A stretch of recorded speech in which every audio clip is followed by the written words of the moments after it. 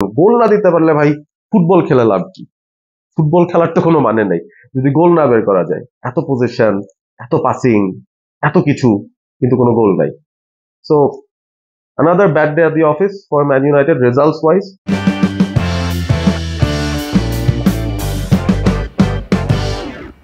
ঈদের ছুটিতে ম্যাচটা দেখলাম, ম্যানচেস্টার ইউনাইটেড নটিংহাম ফরেস্ট। এই ম্যাচটার আগে আসলে খুব একটা বেশি যে আশাও ছিল, অনেক কিছু করে ফেলবে ম্যানচেস্টার ইউনাইটেড সেরকম কিছু না। তবে যেহেতু এই ইন্টারন্যাশনাল ব্রেকে যাওয়ার আগে ইউনাইটেডের 4 ম্যাচের একটা আনডিফিটেড স্ট্রিক ছিল, আমার কাছে মনে হচ্ছিল যে ইউনাইটেডের যেই improvement in the game play, আসলে আমরা রেজাল্টস বাদ দিই, এই সিজনে আসলে প্রিমিয়ার লিগে ম্যানচেস্টার ইউনাইটেডের রেজাল্টস এর দিকে যদি তাকাই সেটা তো অবশ্যই ভুলে যাওয়ার মতো একটা অবস্থা। তবে অ্যামোরিমের আন্ডারে সে আসলে ইনজুরি প্রোনে দলটাকে নিয়ে যেভাবে আগানোর চেষ্টা করছে, তো সেই জায়গা থেকে চিন্তা করে মানে মোটামুটি কোনো আশা ছাড়াই ম্যাচটা এমনি দেখতে বসা ছিল আর কি, যেহেতু ঈদের ছুটি চলতেছে আর ইন্টারন্যাশনাল ব্রেকের পরে আসলে ইউনাইটেড সেই ফর্মটা ধরে রাখতে পারে কিনা, ফুটবলটা কেমন খেলে ওটা দেখার জন্য বেসিক্যালি আজকে বসছিলাম। বাট আনফর্চুনেটলি আবারও একটা ক্লিনিক্যাল পারফরমেন্স দেখলাম নটিংহামের কাছ থেকে। অবভিয়াসলি ম্যানচেস্টার ইউনাইটেড 1-0 গোলে ম্যাচটা হারলো এবং প্রিমিয়ার লিগ টেবিলে আমরা 13তে যেখানে ছিলাম, হয়তো এই গেম উইক শেষ হওয়ার পরে আরো নিচেই আমাদের পজিশনটা থাকতে পারে। তবে নটিংহাম ফরেস্ট তাদের জন্য কিন্তু একটা গ্রেট উইন ছিল। অবভিয়াসলি 1-0 এই ভিক্টরিটা নিয়ে তারা তাদের থার্ড পজিশনটা যেটা সেটা অনেক স্ট্রং করে ফেললো। সিটির থেকে এই মুহূর্তে তারা 9 পয়েন্ট আগানো, চেলসির থেকে তারা 8 পয়েন্ট আগানো। তো আই থিঙ্ক চ্যাম্পিয়ন্স লিগ পজিশনটা বা প্লেসটা তাদের আমার মনে হয় পাওয়ার ক্ষেত্রে এই উইনটা তাদের জন্য ইম্পর্টেন্ট ছিল obviously. But again Manchester United Nottingham ফরেস্টের হোম গ্রাউন্ডে গিয়েছিল, সেখানে লিভারপুল ম্যাচ বের করতে পারে নাই, আর্সেনাল জিততে পারে নাই, সিটিও জিততে পারে নাই। সো বোঝাই যায় it's a very tough place to go to. এবং এই পুরো সিজনে নটিংহাম ফরেস্ট মাত্র 10টা গোল কনসিড করেছে তাদের হোমে, যেটা এবারে পুরো প্রিমিয়ার লিগে হোমে গোল খাওয়ার ক্ষেত্রে সবচেয়ে বেস্ট রেকর্ড। তো এই ধরনের একটা টিমের এগেনস্টে আসলে গোল বের করাও টাফ, ম্যাচ জেতাও টাফ। ইউনাইটেড সেটা হারে হারে টের পেয়েছে বা ফেস করেছে। স্টার্টিং ইলেভেনটা ইউনাইটেডের যেমন ছিল সেটা নিয়ে খুব একটা বেশি কমপ্লেনের কিছু নাই, যে কিছু প্লেয়ার্স অ্যাভেলেবল তাদেরকে নামিয়ে দিয়েছেন। Apparently the best possible line up. শুধুমাত্র একটা জায়গায় মনে হচ্ছিল প্রবলেম হতে পারে ইউনাইটেডের, সেখানে হচ্ছে যে তারা তাদের আউট অ্যান্ড আউট স্ট্রাইকার পজিশনে কাউকে রাখে নাই। আজকে জশুয়া জার্গসি সে সবচেয়ে উপরে খেলেছে ইউনাইটেডের জন্য। 2 নাম্বার 10 পজিশনে ব্রুনো আর গার্নাচো স্টার্ট করলো, আর উইং ব্যাকস পজিশনে একটাতে ডালো, লেফট উইং এ ডরগু। ওই দিক থেকে একটা ভালো পজিটিভ জিনিস ছিল যে লেফট ফুটের একজন উইং ব্যাক, রাইট ফুটের একজন উইং ব্যাক, দুই উইং এ ছিল। মাঝখানে ক্যাসেমেরো আর উগার্তে, আর পেছনে যে 3জন সেখানে ডিলিট। অবভিয়াসলি অটো চয়েস, খুব ভালো ফর্মে ডিলিট আছে আমাদের ইউনাইটেডের জন্য এবার। আর তার সাথে Lenny euro who is back from injury, সেটাও একটা পজিটিভ দিক। আর নুসার মাজরাউই অ্যাপারেন্টলি ম্যানচেস্টার ইউনাইটেডের এই সিজনের I would say player of the season যদি বলতে হয়, Noussair Mazraoui he was there, Onana was there in the keeping position. তো নটিংহাম ফরেস্টেরও কিন্তু কিছু উইকনেস ছিল, যেমন মার্ক উড ইনজুরির কারণে খেলতে পারে নাই, সো আওনিবি উপরে স্টার্ট করলো। এছাড়া বাদ বাকি যেসব প্লেয়াররা আছে মোটামুটি they were the starting eleven. সবচেয়ে শক্ত যে জায়গাটা তাদের সেই ডিফেন্সটা, সেলস থেকে শুরু করে the keeper, 2 centre back Murillo, আর সেই সাথে আদার গাই মিলিনকোভিচ, যার ফেভারিট প্লেয়ার নামিনিয়া ভিডিচ, আজকেও কিন্তু সে মোটামুটি ভিডিচ লেভেলেরই একটা পারফরমেন্স দিল। শুরু থেকে যদি বলি ম্যান ইউনাইটেড অবভিয়াসলি পজিশন বেশি রেখেছে ওভারঅল গেমের মধ্যে, বাট যদি আমরা বলি যে টেমপ্লেটটা কেমন, মানে ইউনাইটেডের মতো একটা দল এবং নটিংহাম ফরেস্টের মতো একটা দল, আমার মনে হয় নটিংহাম ফরেস্ট খুব বেশি খুশি হয় যখন বলটা তারা পায় না। এই পুরো সিজনেই তাদের লেস দেন 40% পজিশন ছিল, but ultimately that's what they want. ওরা কিন্তু চায় অপোজিশন আসবে, অপোজিশন তাদেরকে অ্যাটাক করবে, অপোজিশন উপরে উঠে চলে আসবে, এন্ড দেন নটিংহাম ফরেস্ট তাদের যে এক্সট্রিম পেস আছে সেই পেসটা দিয়ে দে উইল কাউন্টার।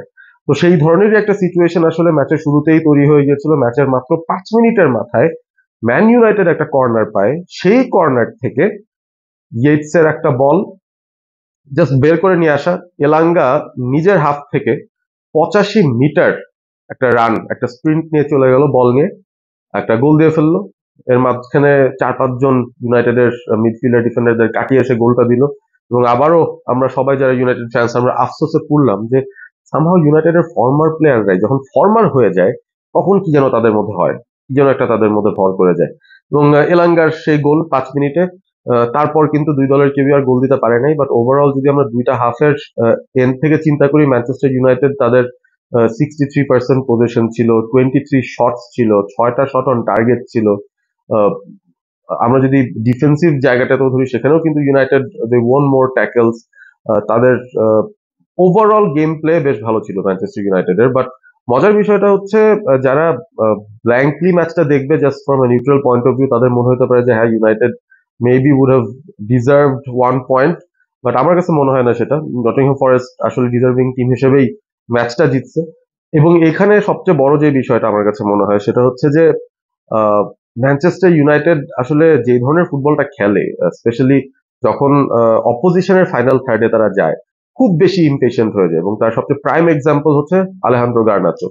অনেক ট্যালেন্ট আছে ছেলেটার, বাট আনফর্চুনেটলি তার ডিসিশন মেকিং এখনো পর্যন্ত কিন্তু খুবই ডিসঅ্যাপয়েন্টিং বলা যায়।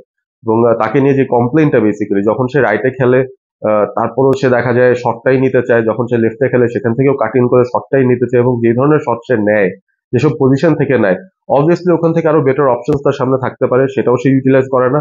শটগুলো যারা আকাশে বাতাসে মোটামুটি ক্রাউডকে বল ক্রাউডের কাছে বলটা পাঠিয়ে দেয়। এই ধরনের আরো একটা ল্যাকলাস্টার পারফরমেন্স গার্নাচোর থেকে দেখলাম। তার খালি পজিটিভ ওই একটাই ভাই, সে শট একবার নিয়ে মিস করলেও পরের বার আবার শট নিতে আসে। এখন এটাকে পজিটিভ ধরা যায় যে পজিটিভ অ্যাটিটিউড, সে আসলে হাল ছাড়ে না, শট মারতে থাকে। But ultimately I think Manchester United তাদের অনেক বেটার চান্সেস ক্রিয়েট করা মিস করে ফেলে, কারণ গার্নাচোর এইসব ইনডিসাইসিভ সিচুয়েশনস গুলোতে সে জাস্ট শুট করে ফেলে। মানে অনেকে তাকে বলে লোভী, লোভের বিষয় সেটা না। বিষয়টা হচ্ছে যে সঠিক সিদ্ধান্তটা নেয়া। তো সে ডিসিশন মেকিং এর জায়গাটা আমার মনে হয় গার্নাচো ডেফিনেটলি অনেক ইমপ্রুভ করার জায়গা আছে। আর আমরা জার্গজির কথা বলি, জার্গজি অবভিয়াসলি শুরুতে যখন ইউনাইটেড ফার্স্ট হাফটা খেললো কোনো প্রতিষ্ঠিত স্ট্রাইকার ছাড়া, জার্গজি কিন্তু যে লে অফ, বল হোল্ড করা, কিউট পাসেস দেওয়া, সেগুলো ঠিকঠাক মতোই করতে পারলো। আর আলটিমেটলি গোল স্কোরিং এর যে অপরচুনিটি সেটা কিন্তু ক্রিয়েট করতে পারে নাই। রাইট ফ্ল্যাঙ্ক থেকে ডালো অজস্র ক্রস আজকে মেরে গেছে। আমরা সাধারণত বলি ইউনাইটেড ক্রসে খেলে না, আজকে ডালো কিন্তু প্রচুর ক্রস মারলো। আর আলটিমেটলি ক্রস গুলা মানে কারো মাথায় যায় পড়ে না, ডেঞ্জার এরিয়াতে যায় পড়ে না। ডালো উল্টা একটা হেডারের সুযোগ পেয়ে গেছিল, যেটা ব্রুনোর একটা ভালো কর্নার, সেখান থেকে ডালো নিয়ার পোস্ট থেকে ডিফ্লেক্টেড হেডার মারলো, ওটা আবার পোস্টে লেগে ফেরত আসছে। অবভিয়াসলি ম্যান ইউনাইটেড লাক এই সিজনে। সো আলটিমেটলি আমার কাছে মনে হয় যে United did not play bad game, but অনেক কিছু শেখার আছে নটিংহ্যাম ফরেস্টের মতো টিমের কাছে। কারণ এইভাবেই আসলে উইথ গ্রিট, উইথ ডিটারমিনেশন ম্যাচটা বের করে আনতে হয়।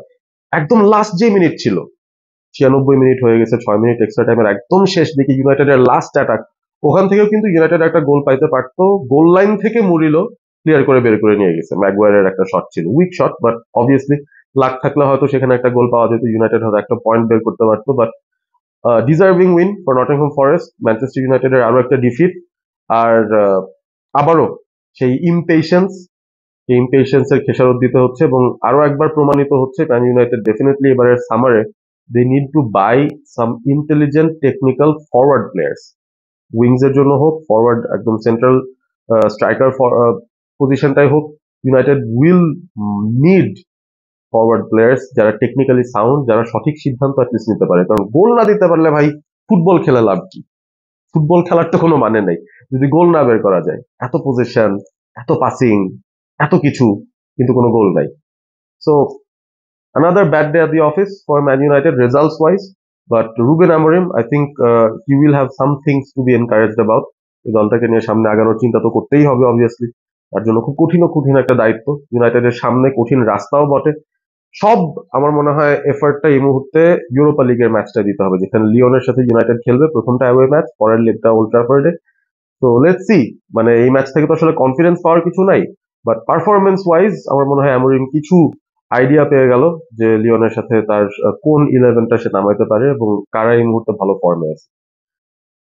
আপনারা ছিলেন অলস্পোর্ট এবিপির সাথেই থাকবেন, সাবস্ক্রাইব করবেন চ্যানেলটা। আর ভিডিওটা যদি ভালো লেগে থাকে তাহলে শেয়ার করবেন বন্ধুদের সঙ্গে। Stay Assam, stay all sport with all sport ABP.